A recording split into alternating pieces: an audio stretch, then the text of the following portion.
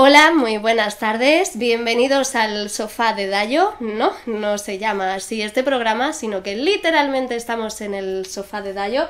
Dayo, muchas gracias por venir a tu sofá. Soy Dayo. Te he dado las gracias, puedes decir de nada. En efecto. Qué asco me das. ¿Qué tal estás? Mal. Estamos aquí reunidos porque vamos a... Enséñalo. Vamos a... Sí. Vamos a hablar... Es que el puto reflejo. Sabes que lo puedes... Ahí ya está modulado, ahí. giramiento, Perfecto. las propiedades de la refracción de la luz, físicas... ¿Tú quieres que te pegue, verdad? No. Vamos a hablar de protagonista, que aunque veáis que hay unos cuantos nombres aquí, pues solo hemos podido dar con este, porque es el que la gente se cree que es el único que trabaja aquí, cuando es el que menos. Y vamos a hacerle una entrevista. Aviso, desde ahora van a ser unas pocas preguntas sin spoiler sobre el origen del cómic y demás, y cuando vayan a empezar los spoilers os voy a avisar. Entonces, si no habéis leído el cómic, quedaos solo a las primeras preguntas, quedaos al aviso, Dayo os manda un besito y os vende el cómic para que lo compréis, porque si ya lo han leído pues es una tontería que Claro, luego... es comprensible que lo compre la gente nueva. Claro. Y ya después de eso profundizaremos un poco más en la historia de protagonista, ¿vale? Entonces, para empezar, querido Dayo, la pregunta que yo creo que es básica es: ¿cómo surge la idea de protagonista? A ver, la idea... supongo que a ti también te pasa que tienes un montón de ideas del instituto. Sí. Que estuviste pensando ahí en un montón de historias y te quedabas con muchas de ellas y es como ya las desarrollaré o ya haré algo con ellas, pero no llevé ninguna de esas a cabo al final. Y entonces esto en un principio era una historia que consistía en un chaval que se despertaba un día en plan Fahrenheit con la policía llamando a su puerta, con un cadáver en el suelo y con pues Kawachi, el bicho amarillo, que era como hola, ¿qué tal? Estoy aquí, y en medio de todo ese surrealismo, pues su mundo se iba convirtiendo cada vez en una cosa más rara. Y entonces en un principio esta historia era como una de tantas que se me habían ocurrido, porque soy un pajas, y le fui dando unas vueltecillas, pero nada más. Y entonces pasó el tiempo, intenté llevar a cabo otras historias que no salieron porque eran demasiado ambiciosas, y fue una de, vale, me gustaría hacer algo viable, algo que sea más corto, porque por ejemplo lo que quería, estaba con un amigo que en la universidad nos pusimos a escribir juntos una épica que iba a ser una especie de Full Metal Alchemist, Avatar, Kingdom Hearts rarísimo, pero era como necesitamos años para hacer esto. Y queríamos que fuera un webcómic, pero también era una de se nos da muy mal dibujar y tardaríamos mínimo un año en llegar al punto de partida. Así que no, esto no es viable. Y yo estaba pensando, pues eso, mientras tanto, quiero escribir algo que se pueda publicar, por favor, que no necesite 5 años y 200 tomos. Así que me puse a desarrollar la historia del chaval que se despierta un día con el cadáver, la policía y el bicho. Y fue una de... no necesito empezar tan a saco. Se puede quitar el cadáver y la policía y quedarnos con el chaval y el chico. El chaval y el bicho. El chaval y el bicho. El chaval puede ser Kawachi. Kawachi es un chico. Okay. Y entonces, a partir de ahí empecé a desarrollar la premisa y a pensar en qué historia estaba contando exactamente, en por qué me había quedado con esta historia y un poco pues tratar de darle valor a todo lo que tenía. Y en base a todo eso pues fue naciendo el proyecto. ¿Y ya en un primer momento tú ya tenías pensado que querías que fuera un cómic? ¿O eso antes nació como un libro? ¿O qué te llevó a hacerlo como cómic? A ver, yo lo pensé de muchas formas. La historia la empecé a desarrollar mientras estaba estudiando cine, así que era una de... ¿se podría hacer una película con esto? Y me puse a pensar de, bueno, se podría contratar un estudio de animación para que hubiera partes de imagen real y otras que estuvieran animadas, pero al final era como, no, es un proyecto demasiado caro, esto es imposible hacerlo película, y además odio hacer películas y demasiada gente involucrada y no quiero hablar con ninguna de esas personas. Y también estaba la idea de hacer un libro, que el libro era... pero el libro era un proyecto muy distinto. El libro era la historia de un chaval que de pronto un día se daba cuenta de que alguien le estaba siguiendo y empezaba como en primera persona, viendo las imágenes de aquello que veía el día a día, hasta que pasaba a primera persona y entonces literalmente estabas leyendo sus pensamientos y él se acababa dando cuenta de que la persona que le estaba siguiendo era el lector, que estaba leyendo sus pensamientos y pues un proceso de distanciamiento, su mundo se iba convirtiendo cada vez en una cosa más extraña y entonces estuve pensando en podría hacerlo así. Y era un concepto que me gustaba mucho, pero al mismo tiempo el cómic estaba construido como una crítica al manga anime. Pero con el libro me daba cuenta de que no había leído tanta fantasía, no había leído tantísima literatura como para poder hacer una crítica, porque tampoco había aspectos que yo pensara que hacía falta criticar. Sería como una sátira, pero de, uy, mira tú qué raro es todo esto. Se centraba muchísimo en por qué nos gustan estas cosas. Y no era el tema que yo quería criticar. Entonces, por esa mezcla de no me sé tanto el material y no os puedo sacar tanto de él como yo quiero, pues al final decidí que un cómic. Vale, y ¿por qué estos artistas en concreto? Si quieres, habla un poco de cada uno de ellos. Sí. ¿Y por qué a cada uno de ellos lo elegiste? Bueno, Ulises Lafuente, que es el encargado de los bocetos, él es el primero que entró. Porque yo a Ulises le conozco de una serie que tiene de cómics que está haciendo él, un webcómic llamado Art 4486. Lo he dicho un montón de veces y nunca me acuerdo de cómo se llama, pero la culpa es de Ulises por poner ese nombre. No te pongas, queremos, pero eres un te poquito queremos gilipollas. mucho, pero eres gilipollas y pon otro nombre a tus cosas. Y entonces tiene ese webcómic, pero... y es ciencia ficción, y me gusta mucho la forma en la que dibuja, pero es ciencia ficción, y entonces en un principio pues no le había considerado. Pero le tenía ahí en mente, porque conozco a un cojón de ilustradores y son todos buenísimos, pero dibujantes de cómic no. No conozco a muchos, pero Ulises lo era. Y entonces fui a la Level Up León de 2017, ya cuando tenía el guión escrito, y ahí nos conocimos, empezamos a hablar, y él me dijo, ¿te podría escribir el guión?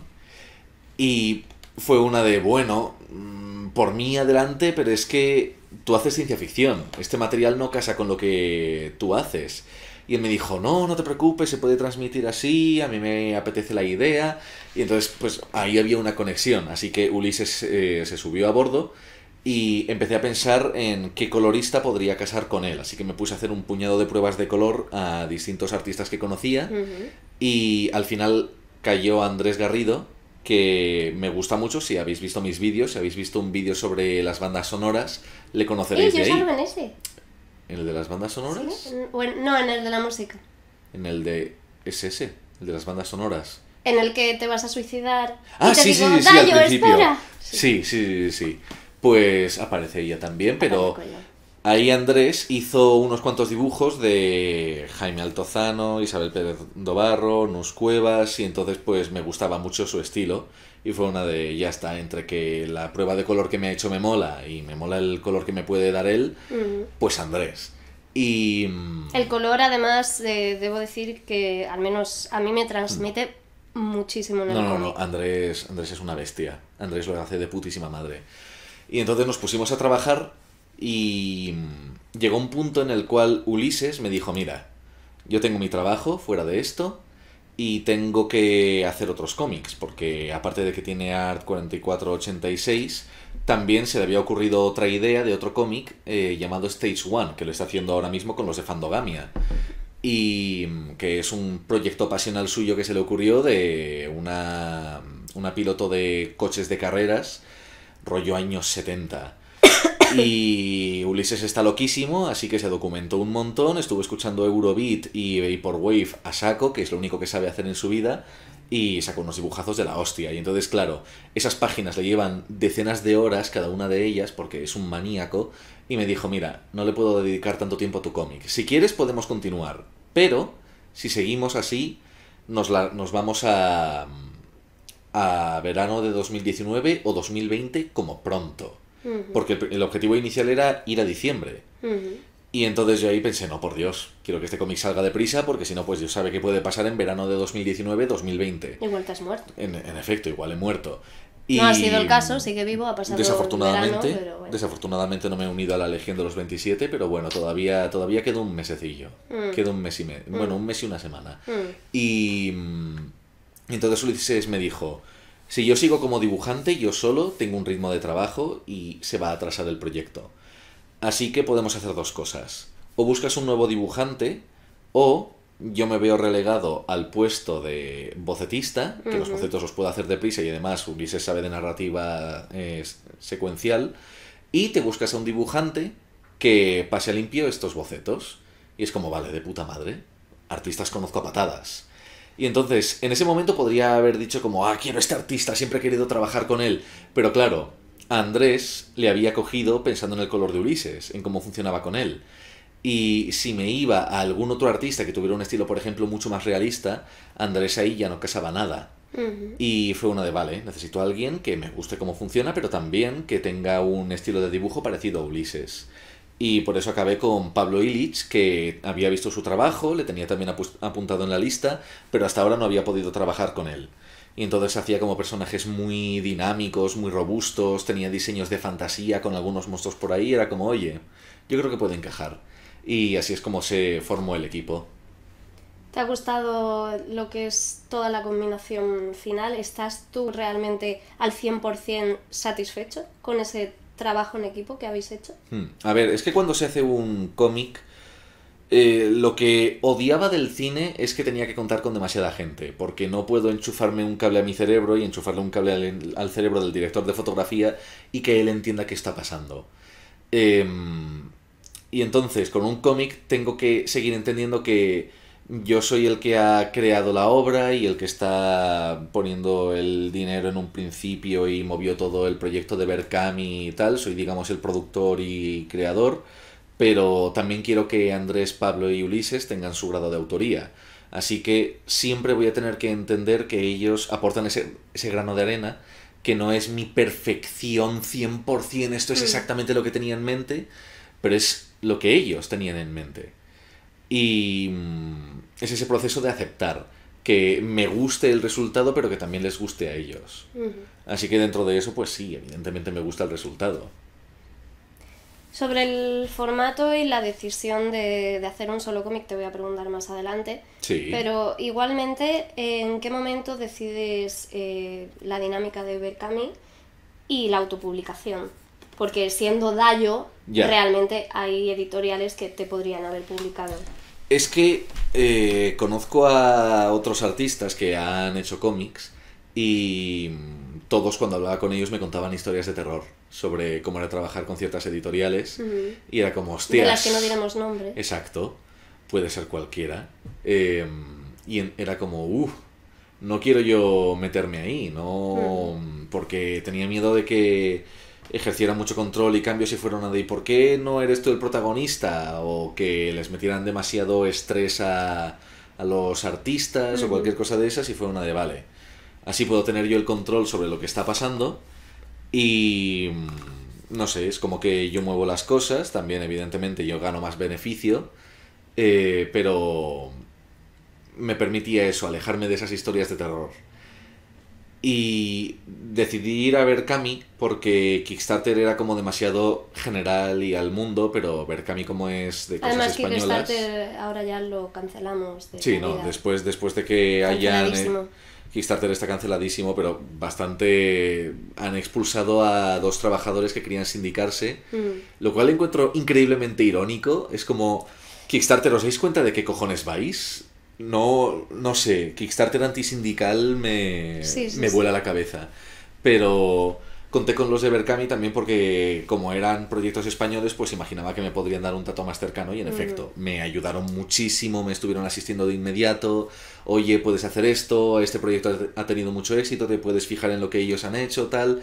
Y pues por eso decidí acudir a ellos. ¿Y te ha salido bien la jugada?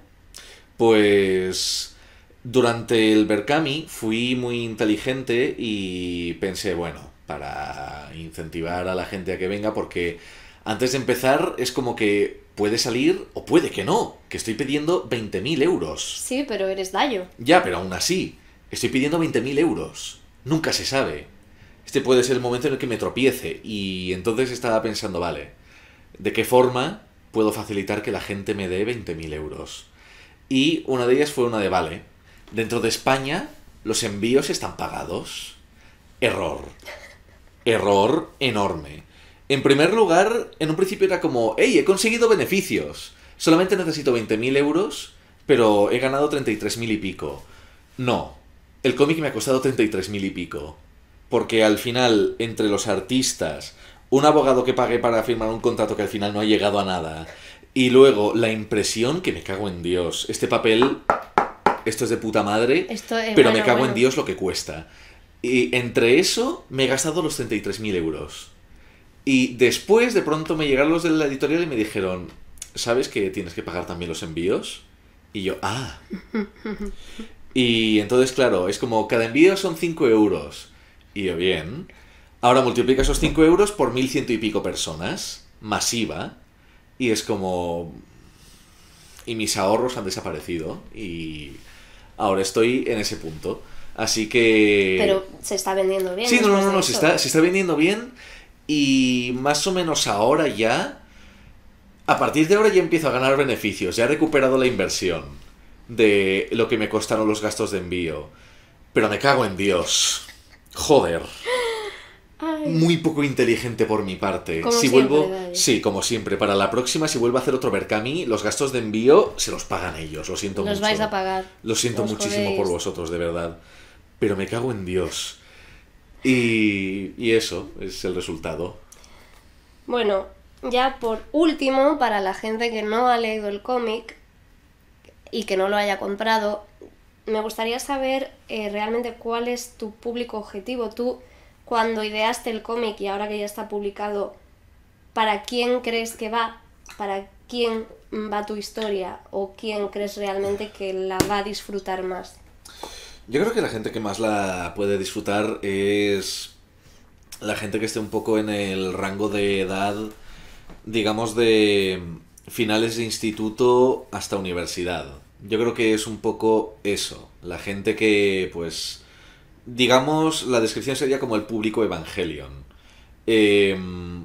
Personas que todavía están como en un punto de buscando su lugar en el mundo, buscando quiénes son ellos y que tienen casi como refugio la ficción y que buscan modelos ahí. Y entonces quiero con el cómic atacar a esos modelos para intentar como despertarles de este sueño, de que es ver esas obras. Entonces yo creo que resonará más con esa gente y sobre todo con los que puedan tener problemas de autoestima, de timidez, de yo no valgo mucho, por ejemplo. Yo siempre me he dicho que mi objetivo es arruinarle la tarde a una persona con este cómic. Y lo he conseguido, pero también un chaval me escribió diciendo que estaba pasando por una muy mala racha y que leer el cómic le ayudó muchísimo porque se vio muy reflejado en David y las decisiones que tomaba. Y yo creo que ahí es donde encaja, que es como... es lo que busco reflejar y entonces si lo lee alguien más adulto, más que se haya resuelto la vida, pues quizá no conecte tanto con ese conflicto. Pero yo creo que es muy reflejo de la etapa en la cual empecé a escribirlo y sobre todo de las sensaciones que yo tenía cuando consumí todas estas obras que me han definido. De eso precisamente va la siguiente pregunta. Ya aviso, a partir de ahora vamos a hablar del cómic en sí, así que si no lo habéis leído... ¡Spoilers! ¡Spoilers! Salid de aquí inmediatamente, id a comprarlo, leedlo y luego volvéis, porque si no os vamos a arruinar un poquito. Y la primera pregunta va un poco sobre este hilo. Yo a Dayo lo conozco desde hace ya unos años y debo decir... 2014. 2014, mira, ¿qué se acuerda? No, me acuerdo por el vídeo de The Witcher. Salgo yo. Ya. Salimos follando. Horrible. Perdona. No, digo horrible yo. Bueno, le conozco desde hace ya 5 años y es una persona que ha evolucionado bastante, pero sí que es verdad que cuando yo estaba leyendo el cómic, cuando yo conozco a David, yo estoy conociendo al Dayo del pasado. Entonces, quiero saber cuánto de Dayo hay en David, o sea, tanto el Dayo del pasado, cuánto Sí. del Dayo del pasado y cuánto del Dayo de ahora. Pues me gustaría pensar que hay mucho más del pasado que del de ahora. Porque David es una persona horrible y lo escribí basándome en mis peores partes. Es un poco coger el modelo del personaje protagonista hoja en blanco de tantos anime shonen y darle la vuelta y convertirlo en un reflejo de nuestras peores partes y pues me basé en mí. Y entonces me gustaría decir que he evolucionado respecto a mucho de lo que era, pero también es cierto que hay momentos en los cuales me encuentro siendo muy David, muy egoísta, muy cabrón, y es como, pero ¿qué estás haciendo? Pero basta. Así que no... Creo que eso no me corresponde a mí juzgarlo. La gente... Yo existo a través del reflejo de los demás. Sois vosotros quienes tenéis que decir si he cambiado o no. Yo lo único que puedo hacer es estimar, pero yo no veo cómo afecto a la gente. Sinceramente, yo veo que el personaje de David, en primera instancia, no evoluciona. Sí tiene una evolución en la historia, aunque la veo pequeña, no veo una gran evolución por su parte, no sé si esto es intencionado o no. Lo que sí que se ve es cómo choca lo que es su actitud, su personalidad, con la de sus dos mejores amigos. María, cuando entra en escena, el ambiente cambia por completo, el color se nota muchísimo en cada viñeta cuando está ella. Pedro es una especie de guía para David, es un apoyo indispensable en su vida, por mucho que David parezca que tenga ese comportamiento de se deja llevar y ya está. Si no fuera por ellos dos, no, como que la historia no avanzaría. Sí. ¿Hasta qué punto te basaste en gente que conoces o en personajes que has visto para crear a estos dos pilares? Yo para Pedro y María, igual que para Hagate y Namimi, me basé por completo en personajes anime, para Pedro y María me basé en gente que conozco. Pedro, por ejemplo, está totalmente basado en un amigo mío de toda la vida, tanto en personalidad como en aspecto. Yo, de hecho, a Ulises, que es el que hizo los primeros bocetos y diseños, a la hora de diseñar a Pedro en un principio, Pedro iba a ser como un personaje mucho más atractivo en un sentido tradicional, de que es delgado, fuerte, rubio, era como un quarterback. Y yo cuando le vi le dije no, le pasé un montón de fotos del amigo en cuestión, que le robé un montón de fotos de Facebook, y le dije, este es Pedro. Y luego María, en un principio, iba a estar totalmente basada en una amiga que es muy amiga de Pedro, digamos, porque tienen muy buena química juntos. Y entonces quería que tuvieran esa relación de buena química, pero son amigos. Y sin embargo, conforme fui escribiendo a María, me di cuenta de que le estaba metiendo distintas partes y es una amalgama de muchas amigas y muchas mujeres que conozco. Hay algunas partes, sí, hay algunas partes que pillé de ti. Por ejemplo, una vez termina la pelea y María dice estoy cachonda. ¡No sabía! Sí, ¡no sabía! Sí. Es que además, en ese momento en el que María termina de pelear y dice estoy cachonda, lo estaba leyendo el otro día un colega y me dice, sí, tía, eres tú. Y yo, ¿se habrá basado Dayo en mí? Sí, totalmente. Queda confirmado. Vale. No, está bien. Ahora, el tercer pilar, digamos, de la historia que arrastra a David es Kawachi. ¿Cómo nace la idea de Kawachi? ¿Hasta qué punto es intencionado el plagio a Kero de Sakura? ¿Y en qué momento decides que sea el plagio de Kero de Sakura en vez de cualquier otra criatura aleatoria? Sí. Yo, antes de nada, que me acabo de dar cuenta de que no respondía a lo de la evolución de David. No tenía previsto, en realidad, que David evolucionara necesariamente, porque no necesitaba esa evolución. Lo que necesitaba era exponer algo, pero quienes se tenían que dar cuenta de mierda eran Pedro y María. David únicamente tenía que intentar removerse dentro de este entorno y darse cuenta del daño que estaba haciendo. Pero eso no lo entendí como una evolución, sino como un tengo que llegar a este punto. Si cambia o no, eso ya lo veremos por el camino. Pero respecto a Kawachi, en un principio, la verdad es que no sé exactamente si fue por eso o no, pero en un principio simplemente como que lo empecé a escribir y hay ciertos puntos en la obra en los cuales como que Kawachi o los personajes dictados por la historia esperan que ocurra algo, pero no ocurre porque David, Pedro o María cambian la situación. Y entonces eso, pues Kawachi llega y le dice a David, vamos a ser geniales, vamos a salvar el mundo juntos, y es como, vale, esto es Digimon 3, van a ir ocultos por la ciudad haciendo pasar a Kawachi por un peluche mientras que salvan la ciudad juntos y son súper amiguis. Y David de pronto dice, no, voy a presentarte de inmediato a mis amigos. Y eso es romper las reglas. Y entonces, en un primer repaso, cuando todavía estaba escribiendo el cómic, pero vinieron unos amigos a casa y se lo enseñé para ver qué les estaba pareciendo lo que tenía. Y uno de ellos me dijo que me estaba centrando mucho en los sentimientos de Kawachi, que eso no se suele hacer. El familiar, al menos en las obras clásicas, es como que está ahí para ser el chiste. Y como un personaje de alivio cómico y ya está. Luego me dirás que en la tercera temporada de Sailor Moon los gatos son la hostia. Puede, no lo sé, eso es como la idea base que hay. Pero cuando me dijo que me estaba centrando mucho en los sentimientos de Kawachi fue como, ¿sabes qué? Sí, voy a tirar de ese hilo. Y a partir de ahí lo fui definiendo. Respecto a la relación con Queroberos, yo literalmente cuando estaba escribiendo a Kawachi pensaba en Queroberos. Era como, necesitaba un modelo imaginario de cómo era él, y era como, vale, es Queroberos, es placeholder, pero es Queroberos. Y a la hora de diseñarlo, le dije, la descripción de Kawachi era ambigua. Era como, es un mamífero entre felino y cánido, tal. Y el primer diseño que tuvo Ulises era de un conejo. Y era un diseño bastante adorable. Era muy chulo. Pero era un conejo negro con capita. Y entonces yo lo que quería era que Kawachi tuviera alas, para darle como un punto angelical de ayuda venida del cielo, etcétera, etcétera. Y le dije, eso está bien, pero yo te diría que lo hicieras de un color más claro, porque ese color oscuro puede dar a entender como que es una fuerza maligna.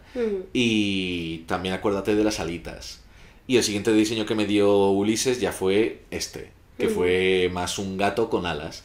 Y entonces cuando me lo dio, yo le dije, me gustaba la idea del conejo, pero vale. Porque fue una de, bueno, supongo que has dado este cambio, así que si tú lo compras, yo lo compro también, porque me gustaba también ese diseño y era muy mono. Pero fue eso, se llegó ahí un poco de sí pero no, intentemos hacer algo distinto, pero ha caído ahí, ¿sabes qué? Adelante. Como el personaje es eso, tenía quiero veros de placeholder y claramente esta es una obra super meta, pues al final dije, mira, me da igual. Sí que es verdad que Kawachi es un alivio cómico en determinados momentos, pero a mí hay una viñeta en concreto en la que me sobra muchísimo. Y es cuando Pedro se echa a llorar porque se da cuenta de que ha matado a gente. Ah, que aparecía como en pequeño. Aparece así como en un lado y es una escena que es muy oscura, que sí. es deprimente. Y es que yo personalmente necesitaba que esa viñeta lo fuera, que fuera deprimente. Sí. Entonces pones ese choque ahí, no sé si fue decisión tuya o... La verdad es que es de esas cosas que, si te soy sincero, tampoco le había prestado tanta atención hasta que me lo has dicho.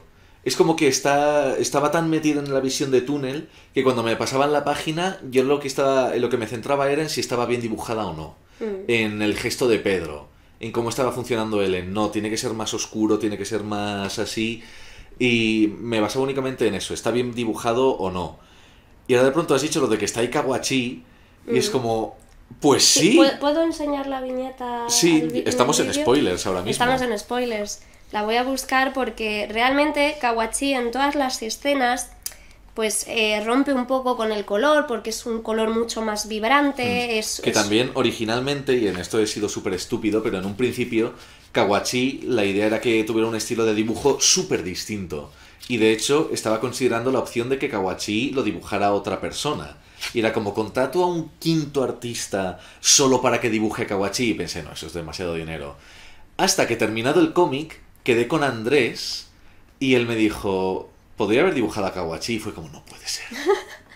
Dios, le tenía ahí, tenía la respuesta todo ese tiempo, porque además Andrés tiene un estilo de dibujo súper cartoon.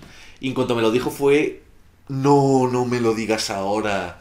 ¿Por qué me lo dices ahora, Andrés? Como podéis comprobar, cuando sale Kawachi rompe muchísimo la escena de color, porque aunque en estas tengamos estos colores más cálidos porque está María, aún así sigue rompiéndonos por el estilo kawaii que tiene Kawachi. Y aquí ya entramos en el alivio que es ver a Kawachi. Sin embargo, aquí hay una escena que es personalmente muy dura, en la que David y Pedro se ponen a hablar, y al principio crees que el protagonista de esta conversación es David, pero en realidad es Pedro, porque dice, tío, es que tú realmente no has hecho nada, pero yo he notado cómo he matado a una persona. Y entonces tenemos una viñeta bastante grande en la que Pedro está llorando, y podéis ver aquí que sale Kawachi en plan... Sí, y me ahí sobra es eso. muchísimo. Ahí es eso. Hasta que lo has dicho no he pensado, hostias, es verdad. Coño. Es una escena que no sé, que puede ser muy dura, que realmente te puede hacer pensar mucho en todas estas típicas historias. Sí, pero teníamos que vernos... Bueno, tenía que haberme dado cuenta yo. Joder, Ulises, Pablo y Andrés estaban haciendo su trabajo. Tenía que haber llegado yo y haber dicho... Si puedes borrar a Kawachi mejor, porque sí que es cierto que está rompiendo. Pero sí, ahora que me lo dices es como, hostias. Coño. Es que Kisu siempre tiene razón. Pero bueno, la siguiente pregunta, Cuéntame. que no sé si la puedes responder per se, es ¿cuál es exactamente el poder del Heraldo del Cambio? Había una escena originalmente, ya que estamos en terreno de spoilers, justo después de la muerte de Pedro, cuando a Kawachi le entra la depresión de la hostia. En un principio Kawachi explicaba exactamente cuál era el poder del Heraldo del Cambio.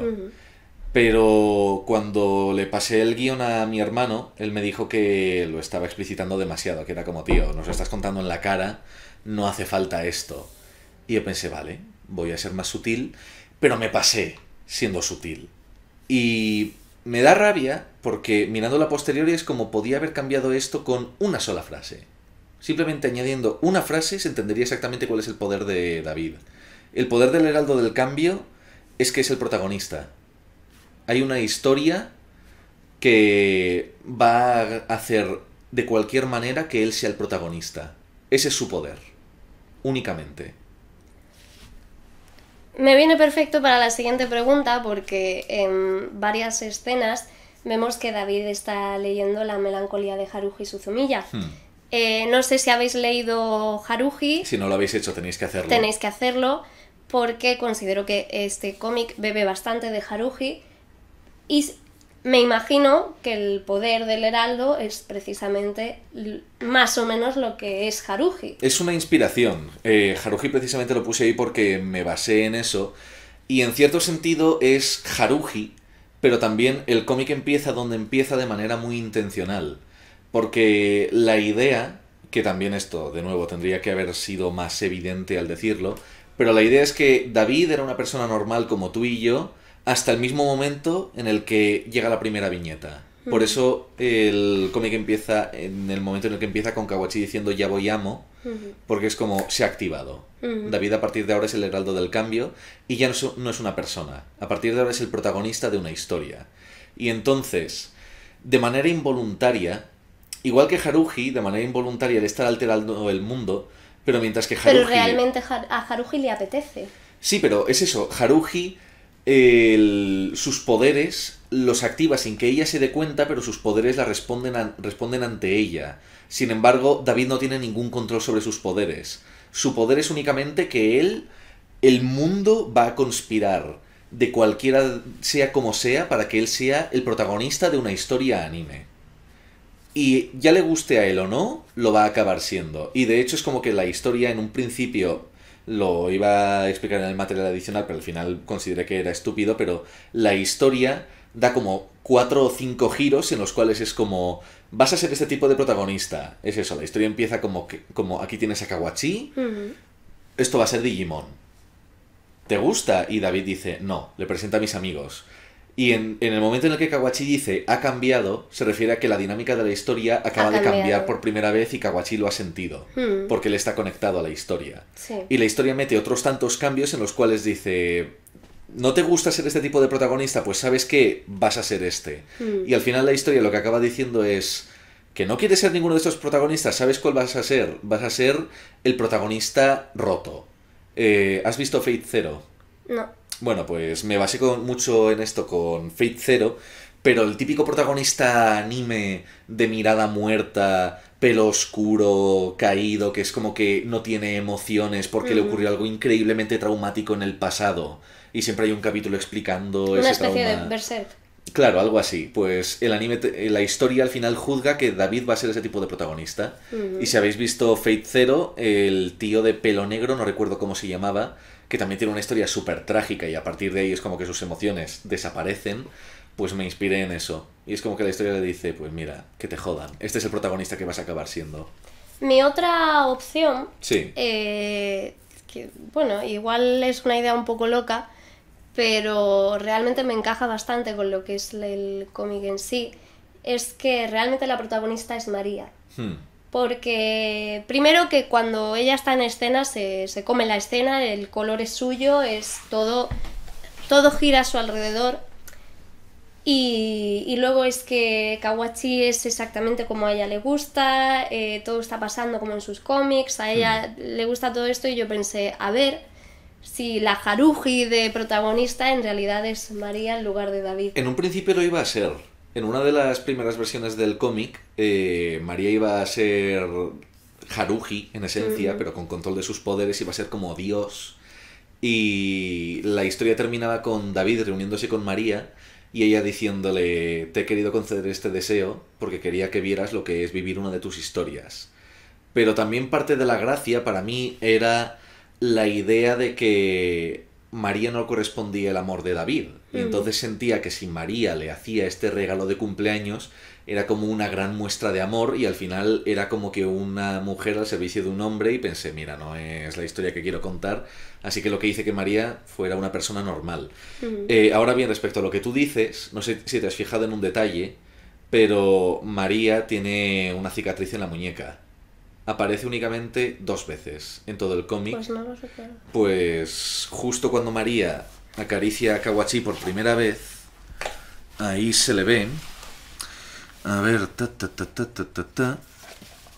aquí. Joder. Es muy sutil. Es muy sutil. Es muy sutil. No se va a ver. Ya, pero bueno. Pero bueno, es esta escena para que lo sepáis. Si vais la a esa buscáis. página, fijaos en la muñeca izquierda de María, porque ahí tiene una cicatriz de un intento de suicidio de su pasado. María es una mujer que ha pasado por una depresión y de hecho los momentos al principio de la historia en los cuales ella se ve como que está buscando o está mirando alrededor, está tanto buscando a sus amigos como dispersa. Y entonces para María el encontrarse con todo esto, como María habla en referencias frikis, es como pues mi forma de decir que ella disfruta mucho con esto, lo vive, y cuando se lo encuentra es como al fin tengo esta oportunidad de vivir esta aventura mágica que siempre he soñado, hasta que se da cuenta de que su papel es ser la chica. Y ser la chica significa que no tiene poderes, porque por supuesto, ¿cómo va a ser ella más poderosa que el protagonista? Por eso sus poderes le desaparecen de inmediato, y ve muy claramente que está encaminada a enamorarse de David y acaba diciendo no. Y entonces el protagonismo que ella tiene, igual que el que tiene Pedro, es porque como ella es humana, puede tomar sus propias decisiones. Pero a María la quise crear como esta persona que tiene su propia esfera de influencia, su propia vida, su propia historia que David no conoce, pero se ve absorbida al verse convertida únicamente pues en su género, en el modelo de chica, y es como yo tenía mis propios objetivos, mis propias esperanzas respecto a todo esto, y al final lo único que se espera de mí es una sola cosa, y por eso tiene tanto peso y tanta influencia y acaba como acaba todo. Sinceramente, Sí. yo creo que la historia me falta algo. Sé que has recibido muchas críticas, luego hablamos de las críticas, pero la historia en sí se me acelera mucho. No sé si has visto, por ejemplo, la película de Titan After Earth, de animación. Hace bastante que no la veo. Igual si la habéis visto de jóvenes, pues es una de mis películas favoritas, pero cuando la he llegado a ver de mayor he dicho, hostia, todo va muy rápido. Y es lo mismo que me ha pasado aquí. Aquí todo sucede rápidamente y es tan así que realmente no te da tiempo de acercarte a ninguno de los personajes. ¿Sí? Los personajes secundarios son muy secundarios, Sí. y los protagonistas de la historia tienen un poco más, pero realmente no llegas a conectar con ellos. ¿No crees que te has dado la prisa de comprimir esta historia en esto y quizás hubiera sido mejor y menos arriesgado llegar a hacer un segundo o tercer cómic? Es que, a ver, lo ideal evidentemente, porque esto lo digo siempre, originalmente esto iba a durar el doble. Y se iba a ver mucho más lentamente el proceso de cómo el mundo se va convirtiendo cada vez más en un rollo anime, e iba a terminar con chicas en uniforme de estudiante corriendo gritando Kia y todo eso, y David diciendo, pero ¿qué está pasando aquí? Aquí no se llevan uniformes de ese estilo, pero es un uniforme totalmente japonés. A su clase llegaría un estudiante de intercambio con el pelo blanco, fumando un cigarrillo, y él como, pero ¿desde qué momento en la universidad se presentan a los estudiantes de intercambio? Y el mundo se convertiría cada vez más en un mundo anime, pero al mismo tiempo es que es eso, era un cómic que duraba un cojón y medio. Y en primer lugar quería que el cómic saliera, porque si lo hiciera en un solo tomo, esto tardaría la vida, no estaría hasta 2022. Y eso como que no me apetecía. Y en segundo lugar, lo de los 2 tomos, sí que podría haberlo intentado, pero imagínate que sale el primer tomo y no gusta. Y ahora hago el Berkami para el segundo, porque sigue siendo autoedición, y se sigue teniendo que dibujar. Así que necesito otros 33.000 euros, que en realidad son 41.000 euros con los gastos de envío. Así que imagínate... Al segundo les cobras los gastos Claro. de envío. Así que imagínate que pasa eso. Que ahora que he terminado todo y está el cómic distribuido, digo, bueno, ¿os ha gustado el primero? Toca el segundo volumen. Son 40.000 euros. ¿Qué os parece? Ahí me estoy arriesgando un montón a que la gente me diga no. Y... O realmente no, porque date cuenta de... Sí, ha habido gente que te ha donado en el Berkami, pero luego ha habido gente que lo ha comprado a posteriori. Sí. Pero imagínate que a los compradores del Berkami no les convence tanto como para querer un segundo volumen. Y entonces no me puedo abrir a ese riesgo de dejar la historia a medias. Necesito que la historia termine. Así que por eso opté a hacerlo en un solo tomo, porque evidentemente sí, lo ideal sería en 2 tomos. Pero es que ¿y si el primero no vende? Es ese miedo de necesito que esto salga. Necesito que esto salga y que termine y poder pasar a otra historia. Si no tengo esas garantías, y tristemente esta es mi primera obra, no soy un autor consagrado, no me lo puedo permitir. Ya en el futuro podré hacer cosas de más longitud. Ya que hablaba de los personajes secundarios que no te encajan, no me queda más remedio que hablar de Namimi. Se llama así, ¿verdad? Namimi. Namimi imagino que nace como una crítica, pero considero que te pasa lo mismo que ocurre en One Punch Man. Esto es una serie que empieza a modo de crítica del shonen. Namimi imagino que nace como crítica del personaje femenino sexualizado y tonto y tetas y ¡ay, estoy desnuda, no me mires! Y acaba convirtiéndose en eso. ¿En qué sentido? ¿De que acaba poniéndose desnuda? Claro, al final no sabe a crítica, sabe a que es lo mismo de siempre. Yo lo que quería con Namimi era un poco el presentar una versión un poco como torcerlo todo hasta que se rompiera de la idea de la waifu. Es una exageración, claro, ¿no? Hasta el punto de que ya... Sí, porque ocurre con muchas waifus que la gente es como, es mi waifu, y luego lo piensas y es una de... Son 2 tetas y un culo, es una chica mona, pero no tiene nada detrás. Es decir, es como, pues, volviendo a Haruhi Suzumiya. Haruhi es una hija de puta, que no para de arrastrar aquí de un lugar a otro, pero como tiene un culazo, pues la gente dice, es mi waifu.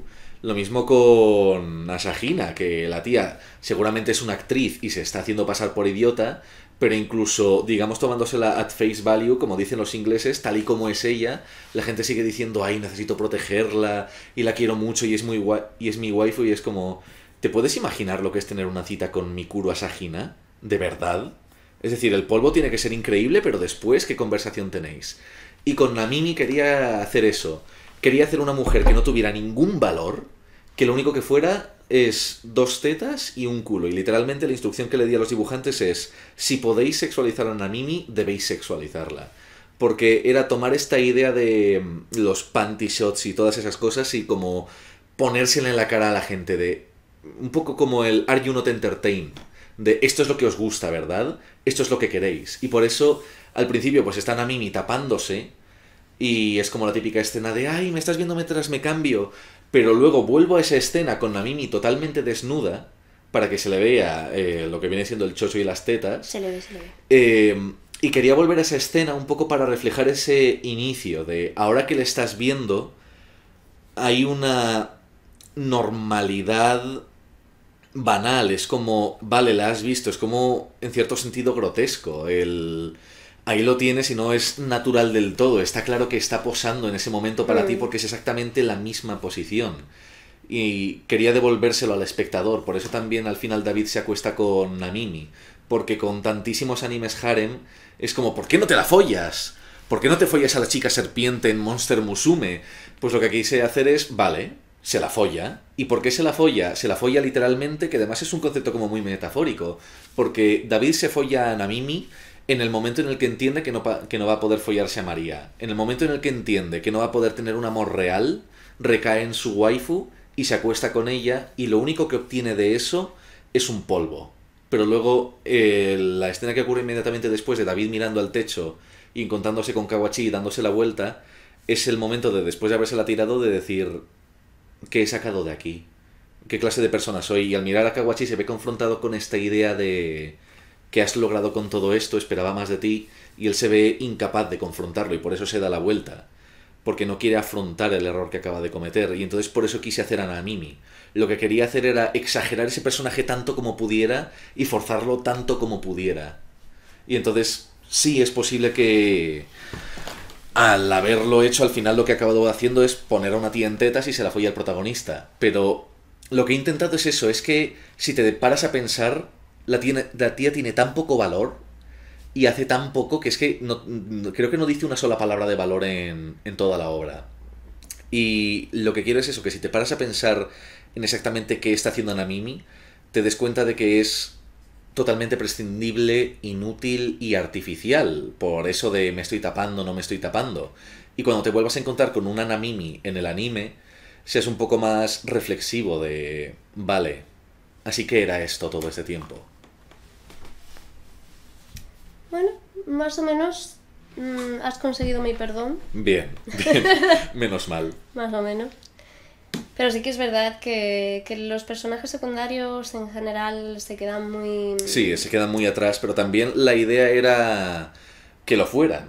La idea era demostrar lo estúpidos que son y que no tienen nada que ofrecerte. Porque lo único que son es la representación del anime, que está aquí como para ofrecerte un consuelo superficial. Así es como se comporta un amigo, pues tío. Si tu visión de la amistad es estoy todo el rato apoyándote y te cubro las espaldas y tú eres el mejor, pues es un concepto de la amistad un poco raro. Y son secundarios, pero hasta cierto punto lo son de manera intencional, que también daba instrucciones en el guión de que siempre están en las mismas posiciones, siempre actúan de la misma forma. Bueno, espérate. Y eso, la cosa, por supuesto, es luego cada uno como lo se entiende, porque no quiero que tengan la presencia, evidentemente, de Pedro, David o María. Tengo que atender una llamada importante, ¿vale? Vaya por Dios. Pero puedes seguir explicando si quieres. Si no, voy a meterme un momento en el directo. Y así...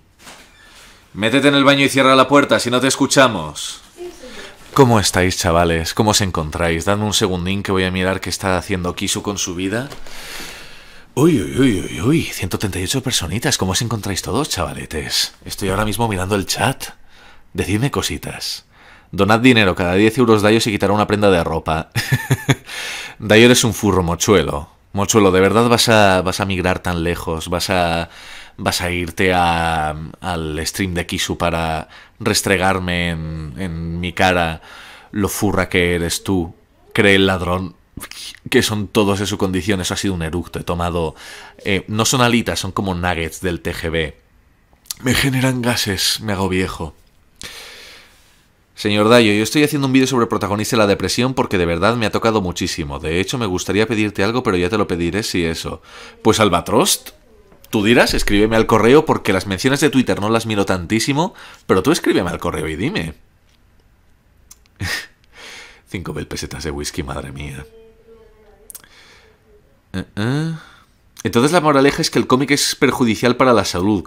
Bit, ¿qué estás haciendo aquí, chavalote? ¿Qué tal está usted, señor? La moraleja es que el cómic es perjudicial para la salud, confirmado. El anime. A ver, no exactamente eso. No es exactamente que el anime sea perjudicial para la salud, sino que debemos ser conscientes de qué estamos sacando del anime y qué nos está dando el anime a nosotros. Qué ideas nos está vendiendo y ese refugio que tomamos en él. De, pues eso, estos personajes en los cuales nos podemos proyectar, que en el fondo pues es un darling que por casualidades de la vida y avatares se acaba encontrando con serpientes waifu y arañas waifu y mierdas del estilo. Y esos no somos nosotros. Nosotros somos humanos, somos imperfectos. Y debemos ser conscientes de eso y de que el anime al final nos está ofreciendo un engaño de lo que es la vida. Es un reflejo torcido de nosotros mismos y es el motivo por el cual lo hice. Ahora en serio, me ha gustado mucho la crítica al arquetipo medio del isekai o de anime shonen clásico. Gracias, Don Lafuente, es justo lo que quería hacer. Es justísimo lo que quería hacer porque de verdad es que detesto ese tipo de personajes. Es decir, mi hermano, por ejemplo, le tiene muchísimo cariño a Sword Art Online. Y en cierto sentido, pues sí, puedes desconectar el cerebro y disfrutar, pero es que no, es que hay mucha mierda.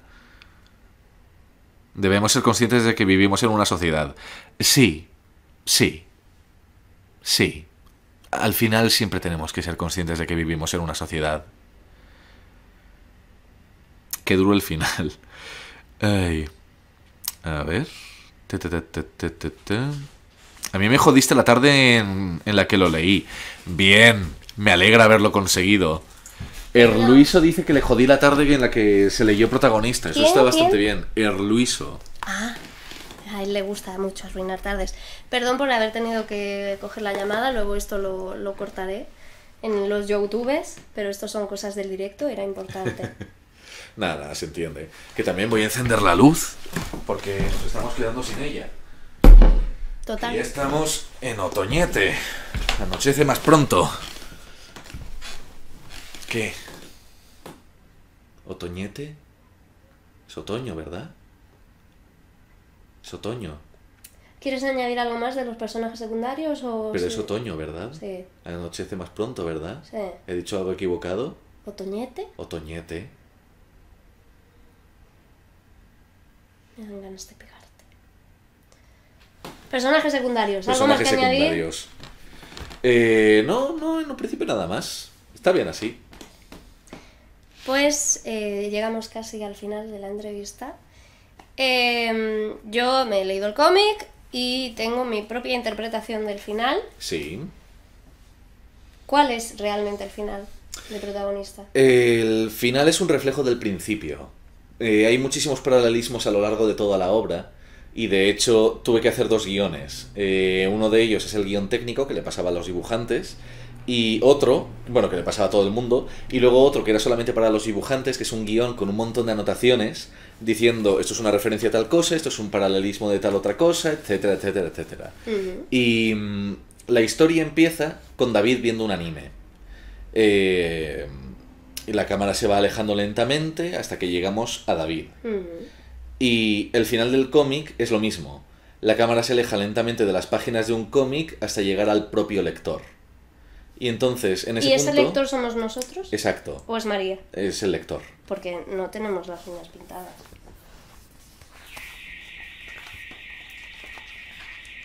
Están robando a alguien. A ver, las uñas son de otro color. Están pintadas. Son de otro color. Están pintadas. Las uñas son de otro color. Podéis mirar vuestras uñas y ver que los tonos son distintos.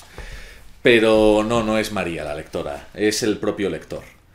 El error en este caso fue no pensar en qué posición estaría la página, porque por algún motivo yo creí Que sería par. que sería, claro, la página estaría en el lado derecho, cuando está en el lado izquierdo, y tenía que haber pensado en eso y haberle dicho a Ulises que hiciera, pues que lo hiciera todo acorde a eso.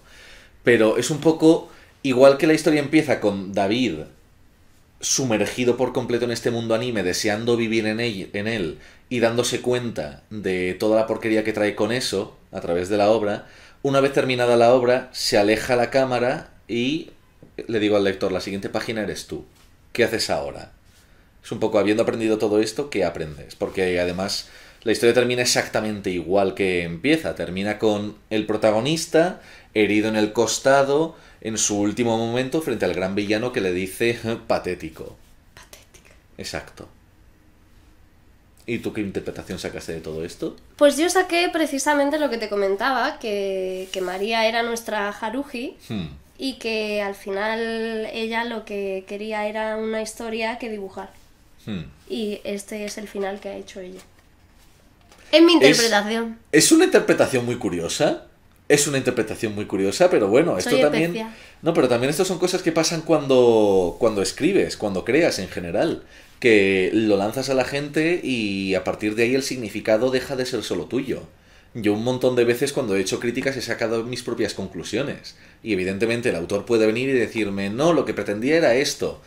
Pero al final... El mensaje puede cambiar. El mensaje puede cambiar y los elementos están ahí. Todos podemos montarnos nuestra conspiración de Pepe Silva para decir, pero ¿no ves cómo esto está aquí, y esto aquí, y esto aquí, y esto aquí, y esto aquí? Y llegas a esa conclusión de manera razonable. Así que no voy a decir que lo tuyo sea incorrecto, sino eso, que es ahora... otra forma. Claro, es otra forma de verlo. Cada uno tenemos nuestra propia interpretación y únicamente sabes que la interpretación original es esa porque me conoces. Pero si el protagonista lo hubiera escrito a alguien de Italia, pues nunca se sabría hasta que entrevistaran a esa persona. Y sería como, ah, vale, pues entonces está haciendo esto y tú encontrarás tu explicación para llegar a ese punto. Y ahora que has dicho lo de críticas, Sí. pasamos a las críticas. Las críticas. ¿Has leído, escuchado, visto críticas? Sí, no, yo de hecho le he pedido a la gente que lo critique. Yo quiero ver análisis y críticas de protagonista. En parte porque quiero saber qué significa para los demás y porque también creo que eso como que le da... No sé, está bien que la gente me diga me ha gustado o no me ha gustado, pero también quiero saber el por qué. Quiero saber qué significa para los demás.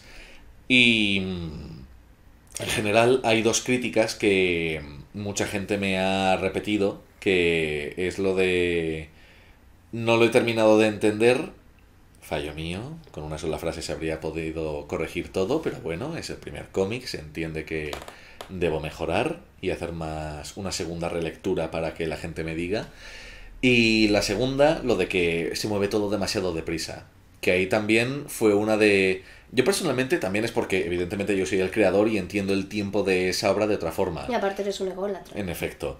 Pero mientras lo escribía no sentía que estuviera yendo rápido y de hecho lo entendía todo como que iba muy despacio.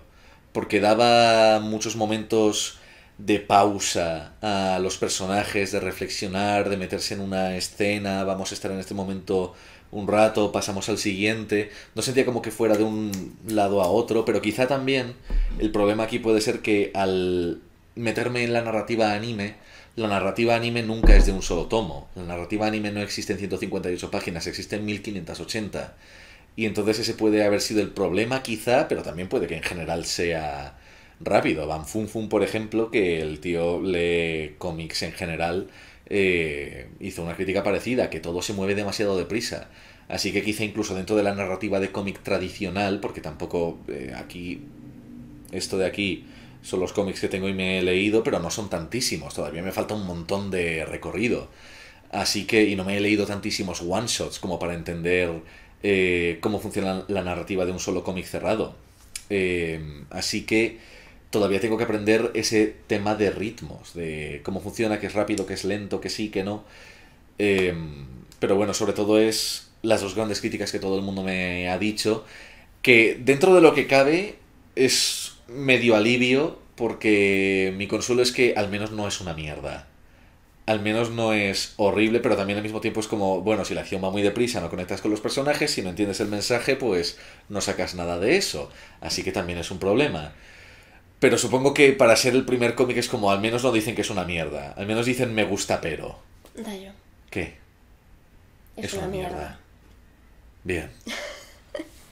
No, a ver, honestamente, creo que si has vendido es porque eres Dayo. Eso estaba claro. Evidentemente, no te van a vender un cómic de primera si no sabes quién es el autor.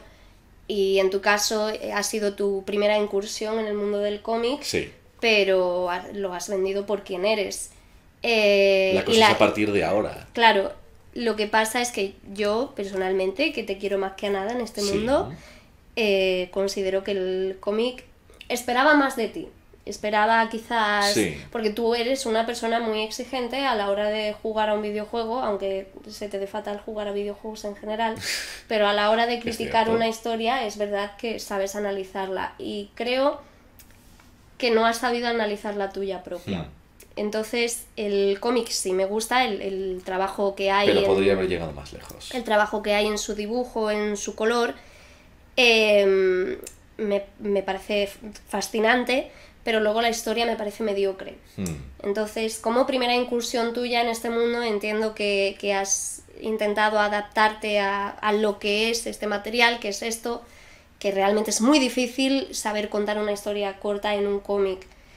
Es mucho más fácil dejar finales abiertos y seguir vendiendo tomos. Pero hay gente que lo ha conseguido. Hay gente que lo ha conseguido, obviamente. Pero sí esperaba más de ti. Me ha gustado el cómic, me he entretenido, pero ha habido, pero ha habido bien. momentos en los que yo he dicho... No tienes que endulzarlo. ¿Qué es esto? Sí. Pero bueno, ya para terminar, preguntarte si tendremos algo más de protagonista, porque sí que es verdad que tenemos la edición normal, que es esta, la edición guay, que es la que tiene él, y está el contenido adicional, que sí que explica un poquito más. Pero, ¿va a haber algo más de protagonista o ya estás pensando en tu siguiente historia? No, yo ya estoy pensando en el siguiente porque tal y como termina, si lo continuara iría en contra del mensaje, que el mensaje es como ese, te he pasado la antorcha. Entonces, si hiciera un protagonista 2, en el cual David vive sus aventuras mágicas, se estaría convirtiendo precisamente en lo mismo que critica. Y si hiciera una precuela sería como que rompo las reglas sobre las cuales se ha construido esta historia, que es que nada de esto existía hasta el momento en el que aparece Kawachi. Así que el protagonista se queda ahí. Ya para el futuro vendrá James Cameron, lo comprará por $100 millones. Sí. Y todos seremos felices y comeremos perdices. Pero no, yo lo que quiero es ya apuntar al siguiente cómic y aprender de esos fallos, aprender de esos errores y probar a hacer algo donde me pueda expandir de verdad y pensar más en eso, en esas historias que quiero contar. Yo, como una profe hija de puta, te pondría un 4,9. Esperaba que fuera menos un 5. No te apruebo. Hay que ser hija de puta para el 4,9. Sí, ¿verdad? Ponme menos un 4,5. A mí una vez una profesora de francés me puso un 4,98. Es que ponme un 4,5, así no me duele tanto. Un 4,9 es como, pero tía, redóndeamelo a un 5. Pues no. No me des tanto asco. Si apruebas, realmente es por el dibujo, por la calidad del color y demás, pero lo que es la historia, lo que es tu esencia, se ha quedado muy corto y no me hace feliz. Es comprensible. Yo así te pediría el divorcio una vez más. Pero bueno. Me lo has pedido tantas veces. Sí, y no me lo da. Hasta aquí la entrevista con el señor Dayo. Muchísimas gracias por venir a tu sofá. Un placer que vengas a mi casa. Obviamente. Y no sé si por el chat queréis preguntarle algo más antes de que le hagamos raid a alguien. Yo mientras voy a ir poniendo el Google Chrome para hacerle raid a alguien. Te dicen Dayo te quiero. 4,9 de 5. 4,9 de 5. Eso está muy bien. 4,9 sobre 5 estrellas. Esta pregunta me parece muy importante. Cuéntame. ¿Cuándo vuelve Leonervi? Ya, bueno. Te dicen si tienes alguna idea ya preparada para futuro sí, cómic. Tengo de hecho 2. Bueno, en realidad tengo, dependiendo de hasta dónde lo lleve, tengo como 3 o 4. Pero Tengo dos ideas centrales. Una es de un western que quiero hacer, que es como ahora mismo mi proyecto ambicioso, pero me tengo que documentar un montón para llegar hasta ahí. Así que por eso es como la idea ambiciosa. Esa no va a estar hasta el año que viene, que me pondré a escribir. Hasta entonces lo que quiero hacer es leer lo que pueda y tampoco estoy leyendo tanto, así que se atrasa. Y mientras tanto, sí que tengo un plan para un cómic B, que será una vez más un metacómic, pero lo que quiero intentar hacer es hacerlo por tomos, pero en vez de publicarlo en físico, intentar publicarlo en una página llamada Panel Syndicate. Que me quiero poner a escribir el concepto, lo quiero hacer con Andrés Garrido, porque hace un tiempo intentamos llevar a cabo un proyecto. Y entonces me quiero poner a escribir, a ver si encuentro tiempo de una puta vez para ponerme a escribir. La semana que viene, en cuanto suba vídeo, yo creo que me voy a meter a saco. Y así le puedo decir a Andrés, hey, tengo esto, vamos a darle. Y como se supone que Panel Syndicate, si te aceptan, que primero es eso, me tienen que aceptar. Si no tienes Webtoon. Si no tengo Webtoon. Pero si en Panel Syndicate te aceptan, pues lo puedes ir subiendo de tomo 1, tomo 2, tomo 3. Pues esto puede ser hasta el infinito y más allá. Y la historia puede durar 200 páginas. Así que tengo cosas en mente. Lo que tengo que hacer es ponerme a escribirlas y encontrar tiempo para hacerlas. Pero es eso, quiero intentar ser guionista de cómics. Y este primer intento... ¿Te gusta más esto que el libro? Sí, esto es una obra personal. El libro es algo... Es como un vídeo muy largo. Claro, pero te quiero decir, es que el libro que tú has sacado no es una historia que contar. Claro, entonces, es yo lo que te quiero decir es, si te gusta contar más una historia en este formato, que o sea, ahora mismo es lo único que has sacado, ¿no? ¿O te gustaría probar en un libro? No, yo prefiero el cómic. Yo creo que... Porque es que escribir un libro es bastante más jodido de lo que parece, porque no solamente tienes que tener una buena historia, también tienes que saber escribir. Y no estoy muy seguro de que sepa escribir. Así que prefiero probar con el cómic y que otros, pues, lo que tú dices, el dibujo es espectacular, tu guión es mediocre. Al menos el dibujo me salva. Sí, menos mal, porque si no... Bueno, primero nos despedimos de la gente de los youtubers, ya sabéis, @DayoScript, ya le conocéis, @Kisuquack, podéis seguirme en Twitter, pagadme el Patreon. Comprad el 4,9. Comprad Protagonista si no lo habéis comprado. No creo que estéis aquí si no habéis comprado Protagonista, pero bueno, hay gente que quiere mucho a Dayo y yo qué sé. Así que nada, un besito a los de YouTube. ¡Mua, mua! ¡Mua!